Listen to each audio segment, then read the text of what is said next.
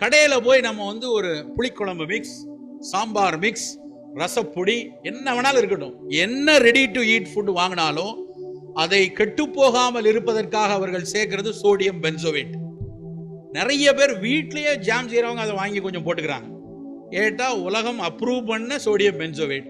சரி, இந்த sodium benzoate போட்டு சாம்பார் செஞ்சு அந்த சாம்பாரை கொஞ்சம் மீதி இருக்கிறத ஃப்ரிட்ஜுக்குள்ள வச்சுட்டு அதுக்கப்புறம் காலையில கணவனுக்கு சூடா தோசைக்கு அந்த சாம்பாரை விட்டு சாப்பிட்டுருங்க, நேற்று உள்ளது மீதியா இருக்குன்னு எடுத்து அதை லேசா கொதிக்க வச்சாலோ இல்லை மைக்ரோ ஓவன்ல கொண்டு போய் வச்சாலோ அந்த சோடியம் பென்சோவேட் உடைஞ்சு அதுல இருந்து பென்சீன் வரும்.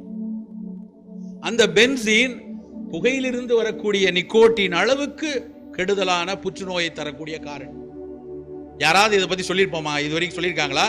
இந்த சாம்பார் பொடி புளிக்குழம்பு மிக்ஸுக்கு விளம்பரம் பண்றாங்களே, அவர்கள் இதை ஒத்துக்கொள்வார்களா? தெரியாது, அவசியம் இல்லை.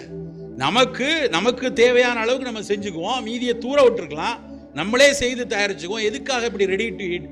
எதெல்லாம் தயார் நிலையில வருதோ, தயார் நிலையில் இருக்கக்கூடிய பொருட்கள் என்றைக்கோ எப்போதோ எடுத்தா பரவாயில்ல, அதை வாங்கி வீட்டில் வரிசையா அடுக்கி வச்சு அதிலிருந்து உணவு தயாரிக்கும் போது இப்படியான ஆபத்துக்கள் நிறைந்து கொண்டே தான் இருக்கு.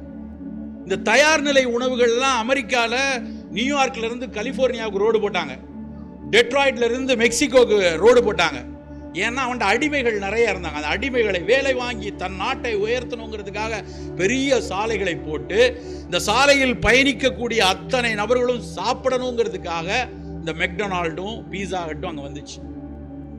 அவர்களுக்கு கெட்டு போகாத பொருளை கொண்டு வரணுங்கிறதுக்காக தான் இவ்வளவு ரசாயனங்களும் அதை கொண்டு போட்டிருக்காங்க. அடுப்பங்கரையில் நாம் 10 நிமிடம் அதிகம் செலவழிக்கிறது நம் அடுத்த தலைமுறையை 10 ஆண்டுகள் அதிகமாக வாழ வைப்பதற்கு சமம். ரொம்ப சின்னது. ஆனா அதே அடுப்பங்கரையை பெண் மட்டும்தான் இயங்க வேண்டும் என்று யாரும் நினைக்க வேண்டாம். ஆணோ பெண்ணோ யாரா இருந்தாலும் சரி, 2 பேரும் சேர்ந்து சமைக்கிறது தான் ரொம்ப ரொம்ப நல்லது. அந்த காலத்துல அப்படி இருந்தாங்க.